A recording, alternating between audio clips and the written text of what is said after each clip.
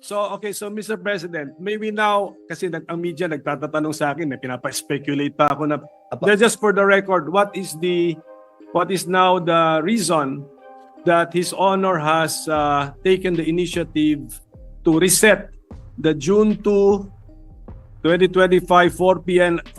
appearance of the panel of prosecutors before the Senate plenary to June 11, 4 p.m.? What's the main letter reason, addressed to Speaker Martin, copy furnished to all of the senators as well as Vice President Sara Duterte. Given the meeting we had at LEDAC with His Honor's presence.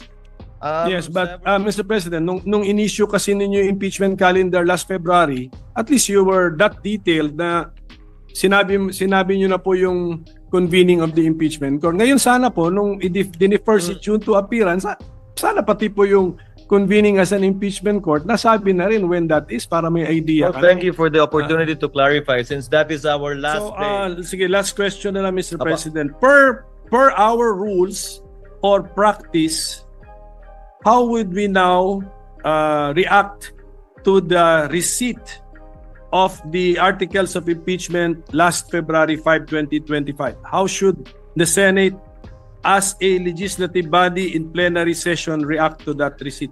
In line with Article 1.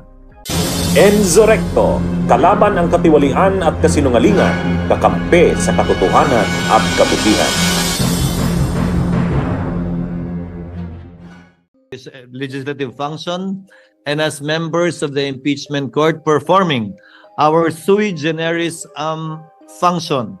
And these are two distinct, if at all, hats and functions that we would be performing. That's why we have to adjourn session and convene as an impeachment court, and vice versa if we want to revert back as a plenary.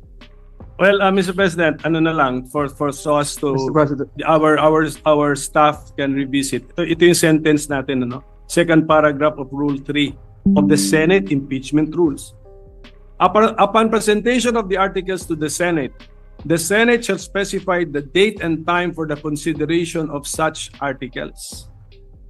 Unless the Senate provides otherwise, it shall continue in session from day to day until final judgment shall be rendered, and so much longer as may in its judgment be necessary. So, are we using the word Senate in one paragraph in two concepts? One as Senate legislative body and the other as the court? I believe so, Mr. President, Your Honor. But again, since these manifestations, also the manifestation made by our distinguished majority floor leader himself earlier, after these manifestations are made, these matters and these statements will be referred to the Committee on Rules for them to look into it. We have time, Mr. President, Your Honor, to resolve this matter in due course in the next couple of days. Mr. President, yes. If I can direct this question to the good minority leader, the Senate, even if not acting as an impeachment court, pwede po bang tumanggap ng mga non-members of this chamber to speak or make a presentation, a presentment? Di po ba naaalala natin ng mga nakaraang panahon, pumupunta rito yung President of Vietnam, if I'm not mistaken, distinguished guests of this chamber are allowed to speak, not just honored. Ganun po ba yung sinasabi nyo? Na baka, are the members of the House, though constituted as panel of prosecutors, can they enter the Senate, this chamber, constituted as a plenary or as an impeachment court or both pag pinapayagan ng Senado? Baka ganun po siguro ang gustong malaman ng ating minority leader. Just for the information of the majority leader, yung appearance of the House prosecutors before the Senate kanina sanang 4 o'clock, June 2, appeared in the impeachment calendar prepared by the Senate President. Hindi ako may idea nun. At saka, when we read our Senate impeachment rules, wala din dun yun. So they will be appearing before an impeachment court. That's why this is the request for information. Now, what is what did the Senate President have in mind when he scheduled this for June 2? And I think it's clearly, since 4 p.m. siya, it's clearly an appearance before Senate, Yes. the plenary session of the Senate. Again, the basis is U.S. practice. That is how they do it in the United States, where we lifted portions of our own impeachment rules. That's where it came from. Practice and precedents in the United States. And per our legislative rules, we can waive the rules so that we can allow suspend the non-members rules to allow speak.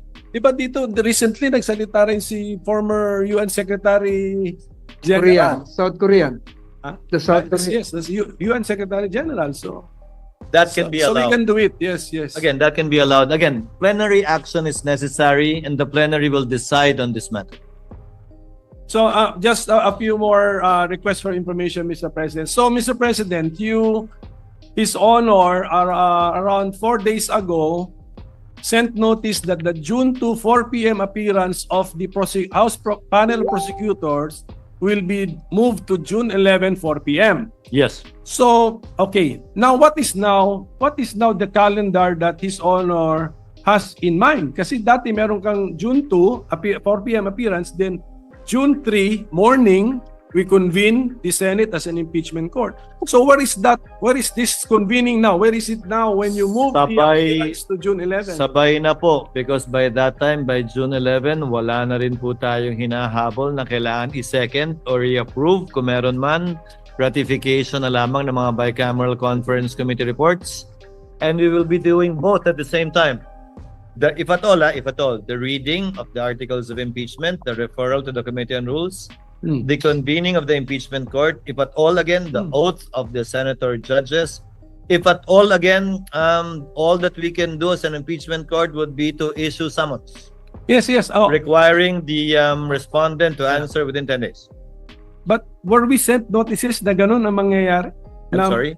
Were the senators sent notices or informed that after the appearance of the House panel of prosecutors, there's a possibility that we will convene as a para ready kami. Wala pa. Wala pa nga po. Malapit na po yung June 11. Wala pa naman talaga eh. Kasi nung pinadala yung notice na yun, it was addressed, if you notice, it was addressed to the House that they will be presenting the articles of impeachment on that date.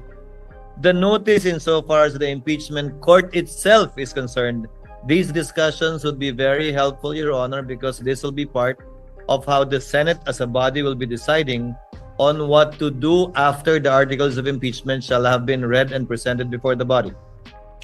Yes, but Mr. President, nung in-issue kasi ninyo yung impeachment calendar last February, at least you were that detailed na sinabi nyo na po yung convening of the impeachment court. Ngayon sana po, nung i-defer si June to appearance, sana pati po yung convening as an impeachment court, nasabi na rin when that is para may idea. Well, thank you for the opportunity to clarify. Since that is our last day, this representation has no intentions of actually convening the court, if at all, on another date other than the 11th, unless the Senate as an impeachment court provides otherwise.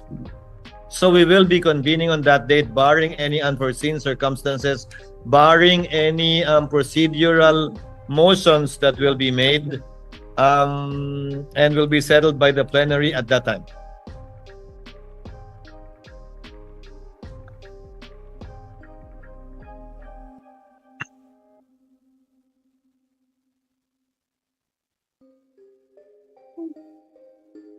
Well, Mr. President, it was just, ito lang for the consumption of our staff and secretariat.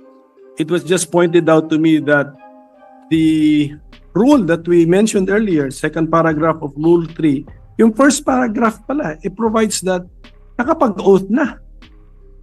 Nakapag-oath na ang member. So if that is now the dividing line, we have crossed the line. So Senate na po ito as a court.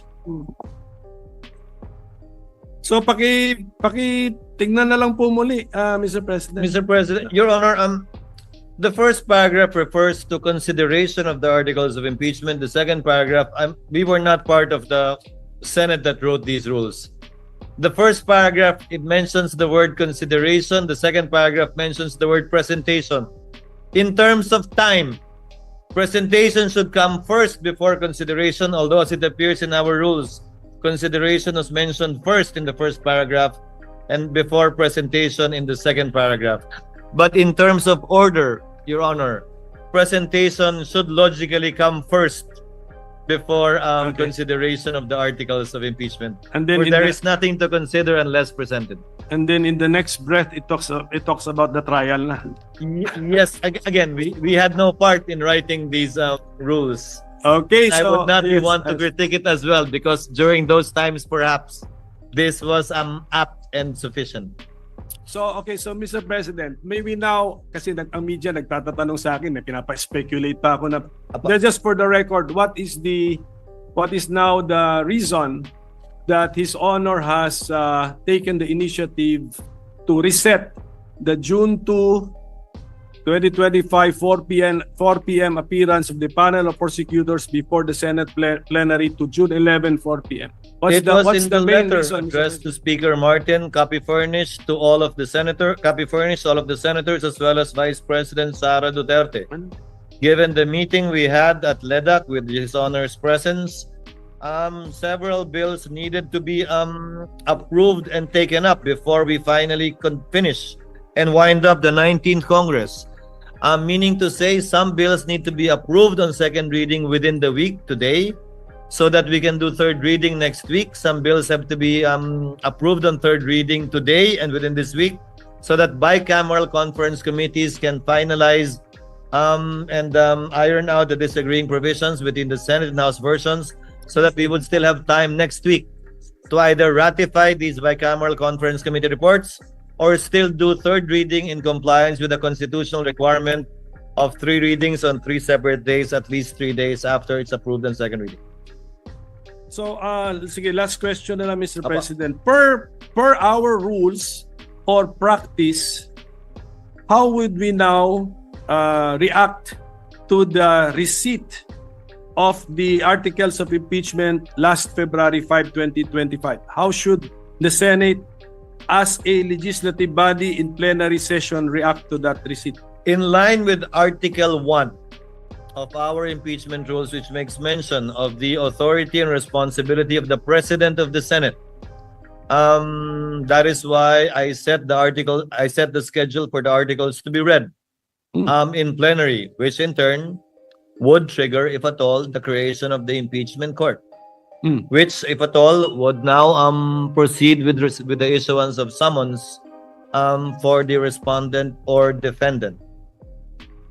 Would not the impeachment complaint received last February 5, 2025 be included in the reference of business? Reference of business.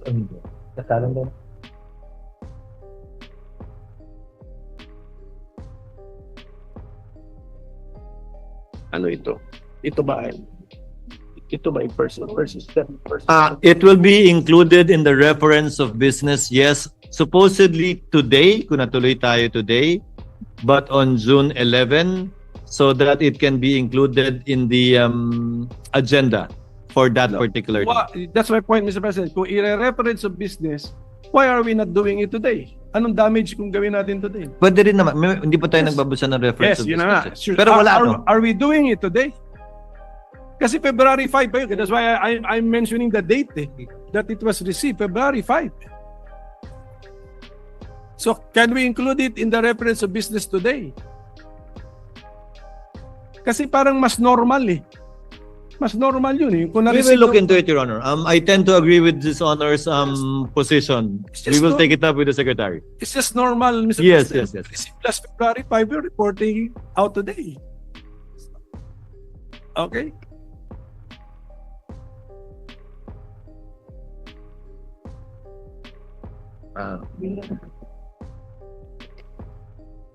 Off the record, they explained the reason behind it. But I tend to agree with Your Honor, and I'll ask the Secretary to consider it. Because in the past, as they said, it was the majority leader who read it, and not the prosecutors, supposedly.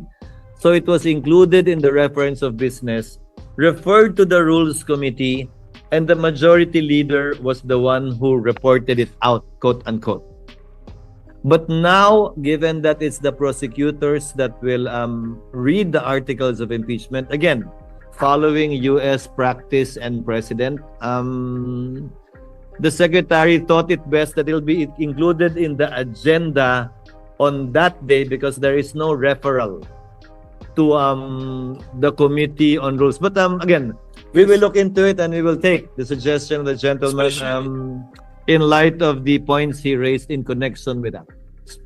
Because I believe there should have been also a letter accompanying the impeachment complaint. There must have been a cover letter from the House. So, parang ganon. So we can...